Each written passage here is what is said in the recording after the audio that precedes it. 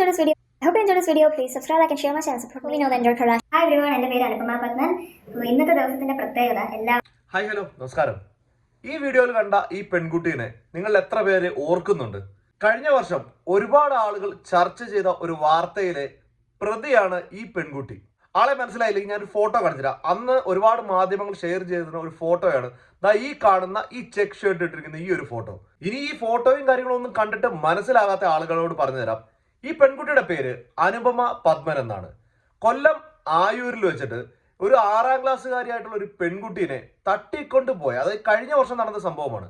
തട്ടിക്കൊണ്ടുപോയി ഏകദേശം 1.5 ദിവസം കേരളത്തിലുള്ള പോലീസുകാരെയും മാധ്യമങ്ങളെയും എല്ലാം ഒരുപാടിട്ട് കറക്കിയ ഒരു കേസായിരുന്നു ഈ കൊല്ലം ആയൂരിൽ ഈ 6 വയസ്സുള്ള പെൺകുട്ടി. അതായത് അനിയനോടൊപ്പം വീടിന്റെ തൊട്ട് മുന്നിലുള്ള വഴിയിലൂടെ നടന്നു പോയി, അല്ലെങ്കിൽ ട്യൂഷൻ കഴിഞ്ഞ് തിരിച്ച് നടന്നു വരുന്ന ആ വഴിക്ക് അനിയനെ തള്ളി മാറ്റിക്കൊണ്ട് മൂത്ത കുട്ടിയായിട്ടുള്ള ഈ 6 വയസ്സുകാരിയായിട്ടുള്ള ഈ പെൺകുട്ടീനെ വണ്ടിയിൽ കടത്തിക്കൊണ്ടുപോയ ഒരു കേസ്.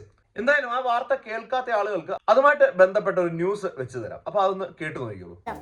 ഓയൂരിൽ കുട്ടിയെ തട്ടിക്കൊണ്ടുപോയ കേസിൽ അന്വേഷണം ക്രൈംബ്രാഞ്ചിന് കൈമാറി. കൊല്ലം ജില്ലാ ക്രൈംബ്രാഞ്ചിനാണ് അന്വേഷണ ചുമതല.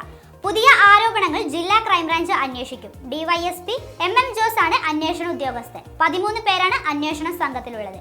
കൊല്ലം റൂറൽ ജില്ലാ ക്രൈംബ്രാഞ്ചിനാണ് കേസ് വിട്ടത്. കേസിന്റെ ആദ്യഘട്ടത്തിൽ DIG R നിശാന്തിനിക്കായിരുന്നു അന്വേഷണ ചുമതല. 6 വയസ്സുകാരിയെ തട്ടിക്കൊണ്ടുപോയതിന്റെ ഗൗരവം കുറയ്ക്കാൻ പോലീസ് മനഃപൂർവ്വം ശ്രമിക്കുന്നതായി ആരോപണം ഉയരുന്നു. കുഞ്ഞിനെ ഉറ്റവരിൽ നിന്ന് തട്ടിയെടുത്ത് 21 മണിക്കൂർ തടങ്കിൽ പാർപ്പിച്ചത് തന്നെ ഗുരുതരമായ കുറ്റകൃത്യമാണെന്നിരിക്കെ അതിന്റെ ഗൗരവം കുറയ്ക്കുന്ന തരത്തിലാണ് കേസുമായി ബന്ധപ്പെട്ട വിവരങ്ങൾ ADGP മാധ്യമങ്ങളോട് പങ്കുവച്ചത്. തട്ടിക്കൊണ്ടുപോയപ്പോൾ ബഹളമുണ്ടാക്കിയ കുഞ്ഞിന് ഗുളിക കൊടുത്തു എന്ന് പോലീസ് പറഞ്ഞു. കുട്ടിയെ ശാന്തമാക്കാനാണ് ഗുളിക കൊടുത്തതെന്നാണ് ADGP പറഞ്ഞത്. ഏത് തരത്തിലുള്ള ഗുളികയാണ് കുട്ടിക്ക് നൽകിയതെന്ന വിവരങ്ങളൊന്നും ഈ കേസിലെ മുഖ്യ പ്രതികളായിട്ടുള്ള ഈ പറയുന്ന പത്മകുമാർ, ഭാര്യ അനിതാകുമാരി, മകളാണ് ഈ പറഞ്ഞ അനുപമ പത്മൻ. ഇവർ 3 പേരുമായിരുന്നു ഈ ഒരു കേസിനകത്തെ മുഖ്യപ്രതി. ഈ പെൺകുട്ടിയെ തട്ടിക്കൊണ്ട് പോകുന്ന വഴിയിൽ ഈ കൂടെയുള്ള കുട്ടിക്ക് വേണ്ടി ബിസ്ക്കറ്റ് സാധനം വാങ്ങിക്കാൻ എന്ന പേരിൽ ഒരു കടയിൽ നിർത്തുന്നു. ആ കടയിലുള്ള ആളുടെ ഫോൺ വാങ്ങിച്ചുകൊണ്ട് 10 ലക്ഷം രൂപ ആവശ്യപ്പെട്ടുകൊണ്ട് ഈ വീട്ടിലേക്ക് ഫോൺ ചെയ്യുന്നു. പിന്നെ എന്താ പറയുന്നത്, വളരെ ഭയങ്കരമായിട്ട് ചർച്ചാ വിഷയമായിട്ടുള്ള ഒരു സംഭവമായിരുന്നു. അതുകൊണ്ട് തന്നെ എല്ലാ ചാനലുകാരും പോലീസുകാരും എല്ലാം ഈ കേസിന്റെ പുറകെയാണ് എന്ന് മനസ്സിലാക്കിക്കൊണ്ട് കൊല്ലത്ത് തന്നെയുള്ള ആസാമ മൈതാനത്ത് കൊണ്ടുവന്നിട്ട് ഈ കുട്ടിയെ ഇറക്കി വിട്ടിട്ട് പോവുകയാണ് ഇവർ ചെയ്തത്. അപ്പോൾ അവിടെ എന്നിട്ട് ആ പാർക്കിലെ ഒരു ബെഞ്ചിൽ ഈ കുട്ടി ഇരിക്കുന്നത് കണ്ട് അങ്ങനെ അവസാനം അവിടുത്തെ ആ പോലീസുകാർ കണ്ട് ഈ വീട്ടിലേക്ക് കൊണ്ടുവരുന്നു. അങ്ങനെ വളരെ നല്ല രീതിയിൽ പരിസമാപ്തി വന്ന ഒരു കേസാണ്.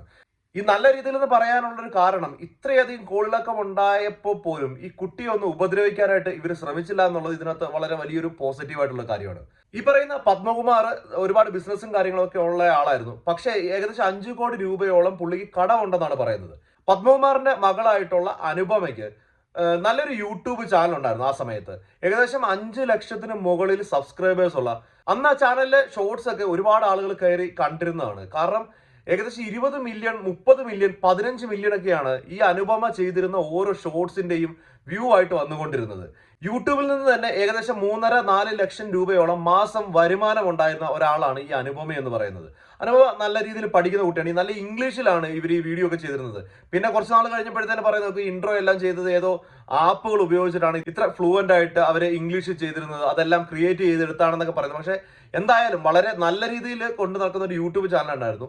പക്ഷേ എന്തൊക്കെയോ സംതിങ് പ്രശ്നം വന്ന് ഈ കണ്ടന്റ് മോണിറ്റൈസേഷൻ പ്രോബ്ലം, അങ്ങനെ കുറെ പ്രശ്നങ്ങൾ ഈ യൂട്യൂബിൽ ഉള്ളത് കൊണ്ട് തന്നെ ഇവരുടെ മോണിറ്റൈസേഷൻ കട്ടാകുകയും ഈ വരുമാനം പെട്ടെന്ന് നിലയ്ക്കുകയും ചെയ്തു. അപ്പൊ മാസം കിട്ടിക്കൊണ്ടിരുന്ന 3-3.5-4 ലക്ഷം രൂപയോളം പെട്ടെന്ന് നിലച്ചപ്പോൾ ഇവരുടെ ആ ഒരു ജീവിതത്തിന്റെ താളം തന്നെ തെറ്റി എന്നുള്ളതാണ്.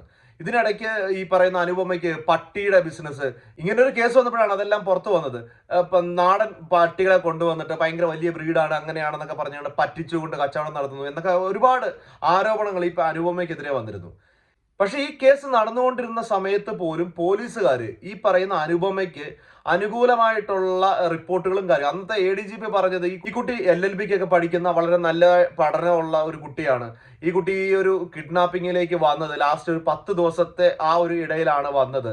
ഇതിന്റെ മുഖ്യമായിട്ടുള്ള സൂത്രധാരൻ ഈ പറയുന്ന ഫാദർ പത്മകുമാർ ആണെന്നാണ് പറഞ്ഞത്. പക്ഷേ അന്വേഷണത്തിന്റെ അവസാനം കണ്ടെത്തിയത് ഇതിന്റെ എല്ലാം തല എന്ന് പറയുന്നത് ഭാര്യ അനിതാകുമാരിയാണ്. ഇത് ഈ കിഡ്നാപ്പ് പ്ലാൻ ചെയ്തതും കാര്യങ്ങളും എല്ലാം തന്നെ. അപ്പോൾ ഇതാണ് ആ ഒരു കേസിനെ പറ്റി പറയാനുള്ളത്. നമ്മളിപ്പോ ഇന്ന് ഈ വീഡിയോ ചെയ്യാനുള്ള ഒരു കാരണം എന്ന് പറഞ്ഞു കഴിഞ്ഞാൽ, അനുപമ കുറച്ച് നാളുകൾക്ക് മുമ്പ് ജാമ്യത്തിലിറങ്ങി. എന്നറിയാമല്ലോ നമ്മുടെ നാട്ടിലെ നിയമം എന്ന് പറയുന്നത് അങ്ങനെയാണ്.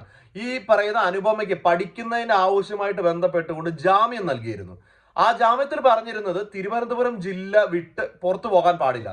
കൊല്ലത്താണ് ഇവരുടെ വീടും കാര്യങ്ങളൊക്കെ. പക്ഷെ കൊല്ലത്തേക്ക് പോകാൻ സാധിക്കില്ല, തിരുവനന്തപുരം ജില്ലയിൽ തന്നെ സ്റ്റേ ചെയ്യണമെന്നാണ് പറഞ്ഞത്. അപ്പോൾ അവിടെ ഒരു വീട് വാടകയ്ക്ക് എടുത്ത് അവിടെയാണ് ഈ പറയുന്ന അനുപമ കഴിഞ്ഞ കുറച്ച് നാളുകളായിട്ട് ഉള്ളത്.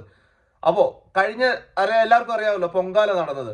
അപ്പോൾ ആറ്റുകാൽ പൊങ്കാല നടന്നപ്പോൾ ആറ്റുകാലിൽ ആ പൊങ്കാല ഇടാനായിട്ട് അനുപമ പോയിരുന്നു. നമ്മൾ സോഷ്യൽ മീഡിയ കണ്ടതാണ്. ഇപ്പോൾ ഒരുപാട് ഓൺലൈൻ മീഡിയാസ് ഒക്കെ ഉണ്ട്. ഈ പെൺകുട്ടിയെ കണ്ടിട്ട് ചിലപ്പോൾ ഈ പെൺകുട്ടീനെ കാണാഞ്ഞിട്ടാണോ എന്താണെന്ന് എനിക്കറിയില്ല. എന്തായാലും ഈ പെൺകുട്ടി ആരും വീഡിയോ എടുത്തില്ല. എല്ലാവരും മറ്റേ ചേച്ചിയുടെ പുറകെ ആയിരുന്നു ഇപ്രാവശ്യം. ഏത് ചേച്ചിയാണെന്നുള്ളത് ഞാൻ പറയുന്നില്ല, അറിയാവുന്നവർക്ക് മനസ്സിലായവർക്ക് വേണമെങ്കിൽ കമന്റിൽ പറയാം കേട്ടോ. ഇത്രയും നാളും ചിപ്പിയുടെ പുറകെ ആയിരുന്നു എല്ലാവരും നടന്നുണ്ട്, പക്ഷെ ഇപ്രാവശ്യത്തെ ഹീറോ ചേച്ചിയായിരുന്നു.